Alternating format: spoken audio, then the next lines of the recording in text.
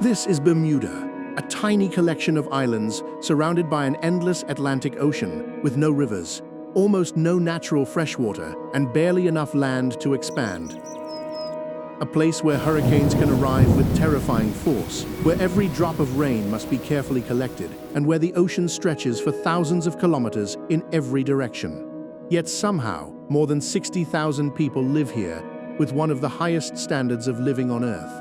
Even more surprising, Bermuda did not become wealthy because of oil, gold, or enormous mineral deposits. It became wealthy by turning the very things that should have made survival difficult into opportunities. So how did a small group of islands, isolated in the middle of the Atlantic, become one of the world's most prosperous and unusual communities? When most people hear the word Bermuda, they imagine turquoise water, pink beaches, luxury resorts, and perhaps the mysterious stories surrounding the Bermuda Triangle. But far beyond those familiar images lies a very different world. Bermuda is a British overseas territory standing alone in the North Atlantic, thousands of kilometers from the nearest mainland. There are no neighboring countries connected by roads, no vast forests stretching toward another nation, no rivers carrying fresh water down from distant mountains, only the sea, an immense blue landscape surrounding a tiny piece of land. The archipelago is made up of a collection of islands and smaller rocky formations scattered across the ocean. Yet together, they occupy only a surprisingly small area. Its closest mainland connection is the eastern coast of the United States, still far enough away that crossing the distance means spending hours above open water. And if you travel in the opposite direction toward Europe, thousands more kilometers of Atlantic separate Bermuda from the next major landmass. For generations, this isolation shaped almost every part of life. Food had to arrive by ship. People had to arrive by sea or air. Building materials had to be imported. And even something as basic as drinking water could not simply be collected from a nearby river. Bermuda had to create its own solutions. And those solutions would eventually become some of the most fascinating examples of island adaptation anywhere in the world. The story of Bermuda began long before humans ever reached these shores. Millions of years ago, beneath the surface of the North Atlantic, volcanic forces created a massive underwater structure. What we see today is only the exposed upper portion of a much larger geological formation. The ancient volcano rose from the deep ocean floor, while coral reefs slowly developed around its warmer, shallow waters. Over immense periods of time, shells, coral fragments, and marine sediments accumulated across the surface. Layer after layer, nature gradually transformed the volcanic foundation into the limestone landscape that defines Bermuda today. But this beautiful geological process created a serious problem. Limestone is highly porous. Rainwater does not naturally remain on the surface. Instead, it can quickly disappear through cracks and openings in the rock. That meant Bermuda was surrounded by one of the largest freshwater reservoirs on Earth, the Atlantic Ocean, while having almost no usable freshwater of its own. It sounds impossible. But this contradiction would become one of the defining stories of life here. Because when nature refuses to provide something, people either leave or they learn how to create a solution. And Bermuda chose the second path. To understand the island, however, we first need to understand the ocean around it.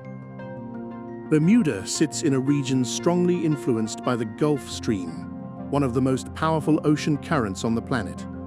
Warm water moving northward gives the islands a climate very different from what their latitude might suggest. The surrounding sea supports coral reefs, colorful marine life, and extraordinarily clear water. Under the surface, another Bermuda begins to appear. Coral formations spread across the shallow seabed, fish move through underwater channels, and hundreds of shipwrecks rest among the reefs, slowly becoming part of the ecosystem. These wrecks tell another story.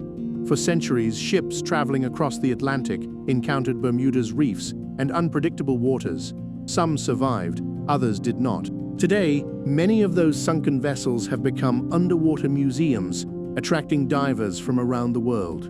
What was once a deadly obstacle has become part of Bermuda's identity, and the same pattern appears again and again. The island's greatest difficulties repeatedly became some of its greatest advantages. Even the beaches tell an unusual story. At places such as Horseshoe Bay, the sand can appear almost impossibly pink beneath the sunlight. But the color is not simply a trick of the light.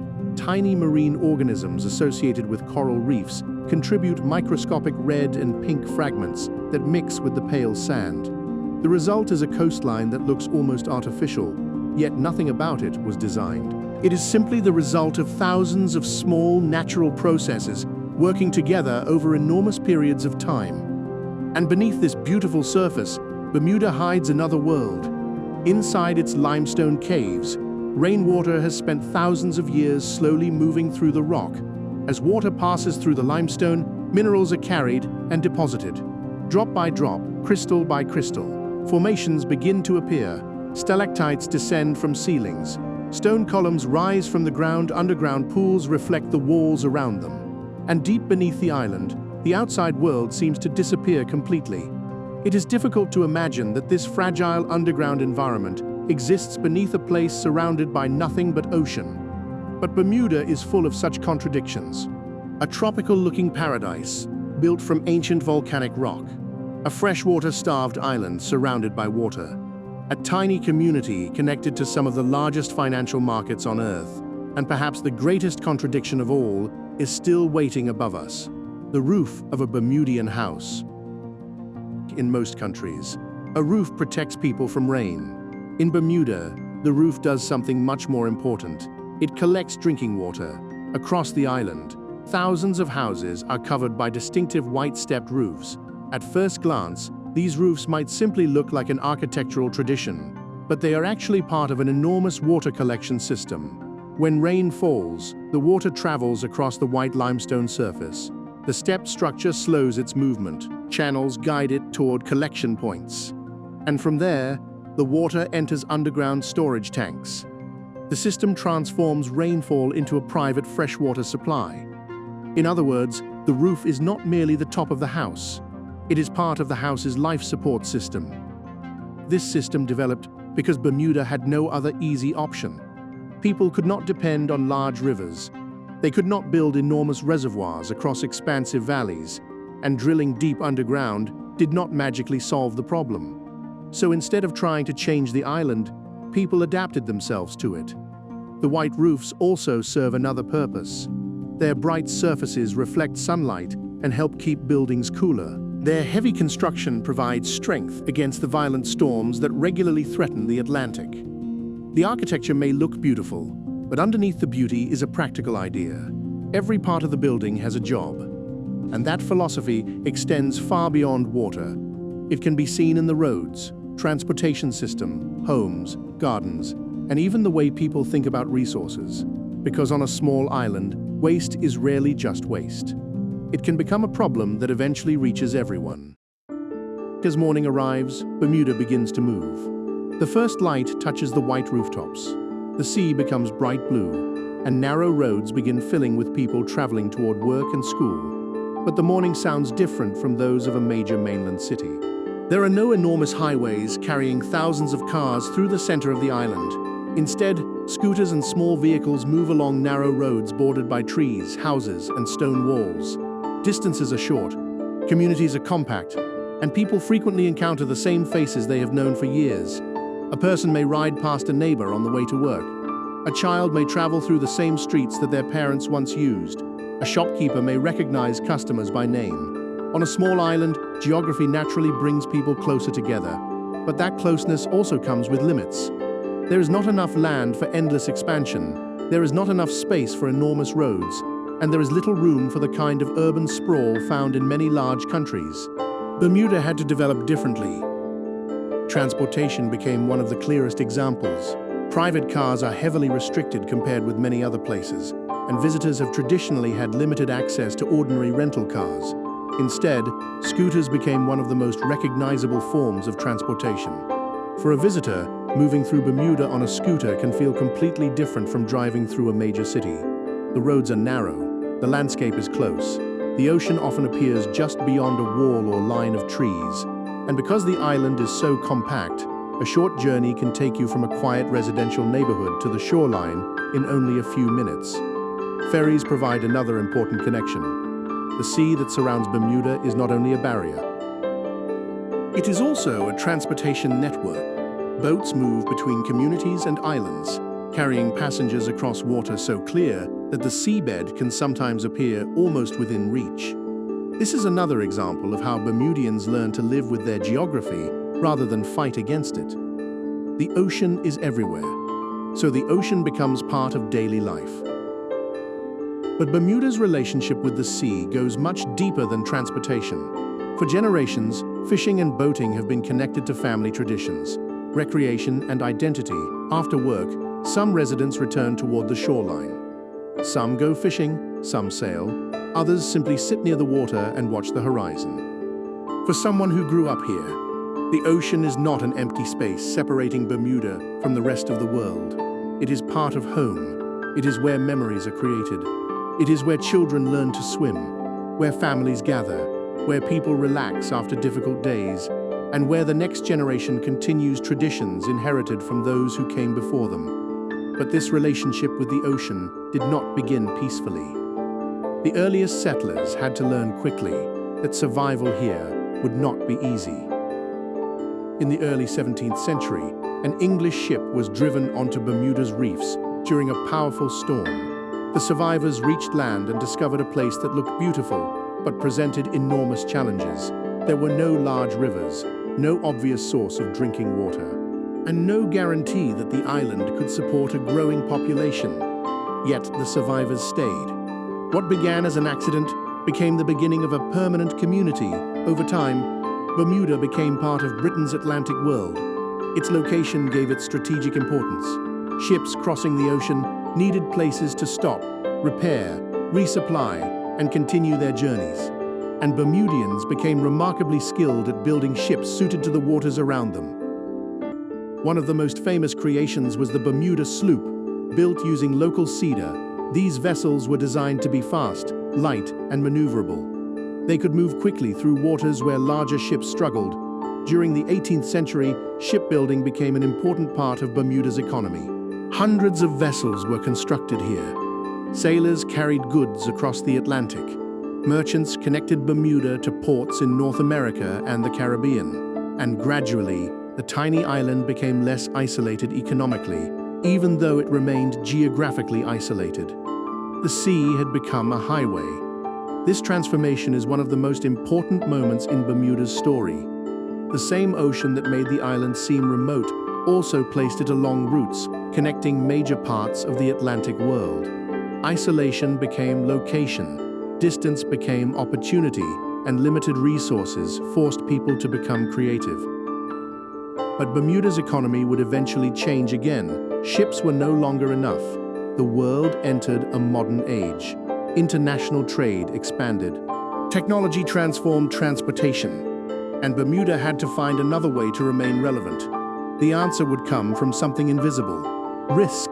Every year, enormous companies and governments around the world face hurricanes, earthquakes, floods, fires, and other disasters. Insurance companies help protect individuals and businesses from these losses. But even insurance companies need protection. When a disaster becomes large enough, their potential losses can become enormous. That is where reinsurance enters the story, and Bermuda became one of the world's most important centers for it. Inside modern offices, in Hamilton, financial specialists can make decisions involving billions of dollars. They may be protecting companies thousands of kilometers away from storms they will never personally experience. There are no gold mines beneath the streets, no massive oil fields offshore, no giant factories covering the island. Instead, Bermuda built an economy around knowledge, finance, international connections, and the management of risk. It is an extraordinary transformation. A place that once struggled to collect enough rainwater for its own people now helps businesses around the world prepare financially for catastrophes. The island's wealth comes largely from information, expertise, trust, and international finance, invisible resources, but powerful ones.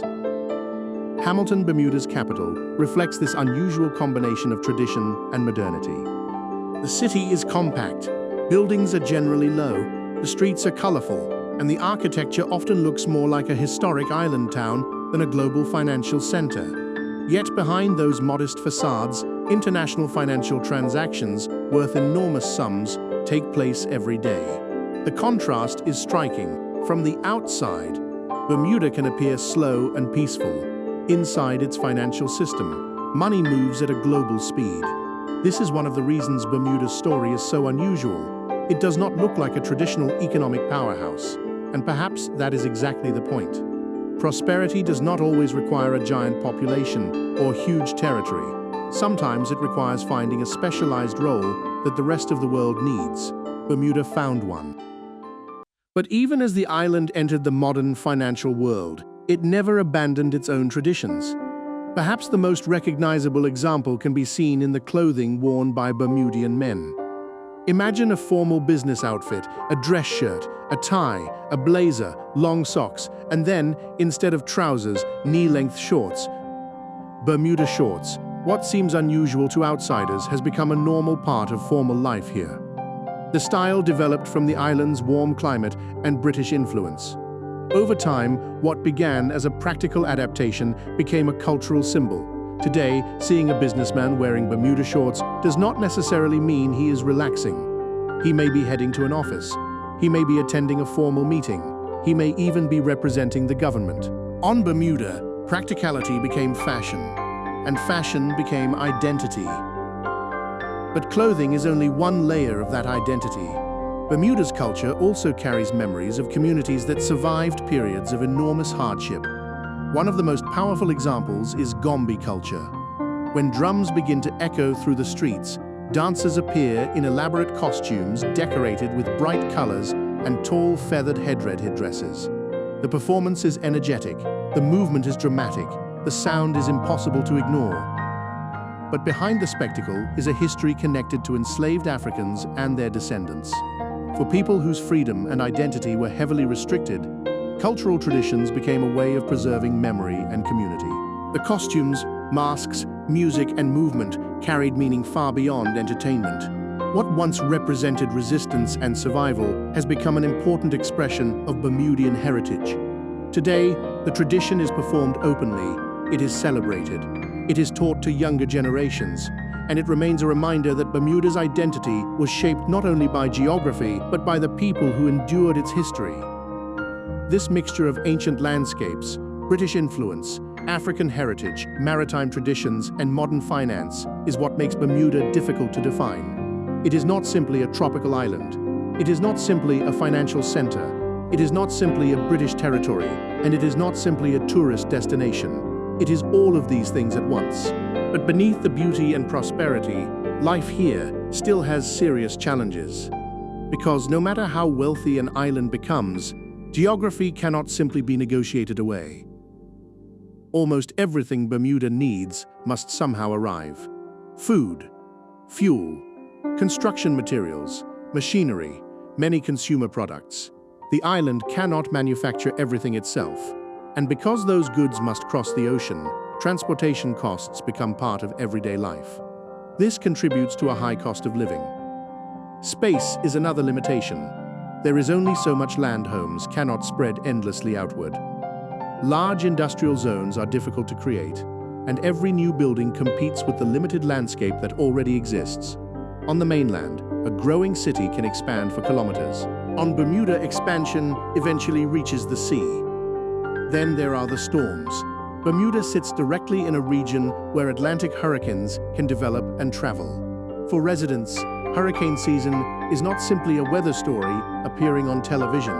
It is part of life. Roofs must be strong, buildings must be prepared, boats must be secured, supplies may need to be stored, and when a powerful storm approaches, an entire community can find itself watching the same forecast. The island's beautiful location comes with a price. The same warm ocean that creates a pleasant climate also provides energy for tropical storms. Nature gives, nature takes away, and Bermudians have learned to respect both sides. Climate change may create another challenge. For a low-lying island surrounded by the Atlantic, rising sea levels and changing weather patterns are serious concerns. Coastal areas are especially vulnerable.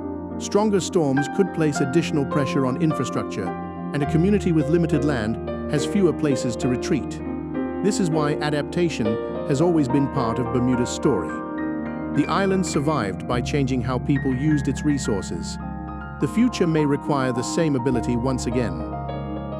Yet, despite these challenges, many people who were born here continue to see Bermuda not as a collection of limitations, but as home. Home is the road they remember from childhood, the school they once attended, the shoreline where they spent summer afternoons, the house beneath the white roof, the sound of scooters moving through familiar streets, the faces of neighbors, the smell of the ocean after rain. These things cannot be measured by economic statistics, and perhaps that is the most important lesson hidden inside Bermuda's story. A place does not become valuable simply because it is rich. It becomes valuable because people build a relationship with it. Bermuda could have remained a remote collection of islands with almost no fresh water and limited natural resources. Instead, its people learned to collect rain from rooftops.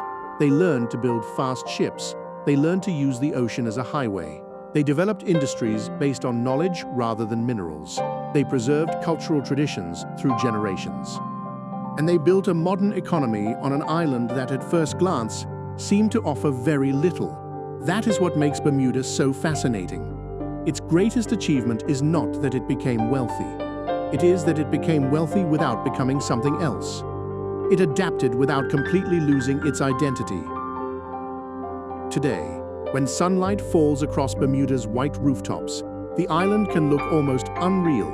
Pink beaches, clear blue water, green hills, colorful buildings, boats moving slowly across the harbor. And beyond everything, the endless Atlantic. But beneath that beautiful surface is a story of survival. A story about people who arrived on a remote island and discovered that nature had provided almost nothing they expected. No rivers, no abundant freshwater, no enormous deposits of minerals, no unlimited land, only limestone, rain, wind, and ocean. Yet from those limitations, they built something remarkable: a community, an economy, a culture, a home. Bermuda may be tiny on the map, but its story reaches far beyond its shores.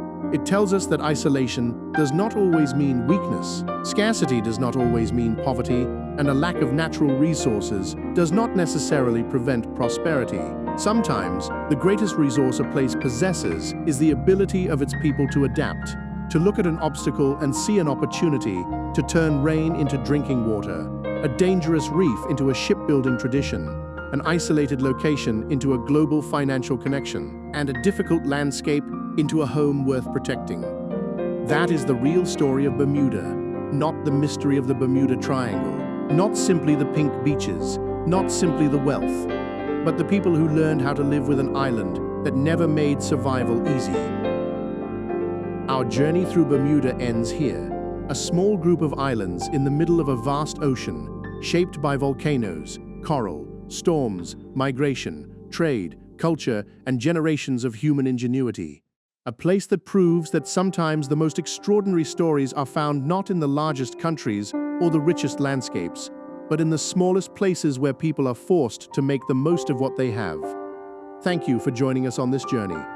If you enjoyed discovering the hidden side of extraordinary places around our planet, subscribe to the channel and continue exploring with us, because somewhere beyond the horizon, another impossible place is waiting to be discovered.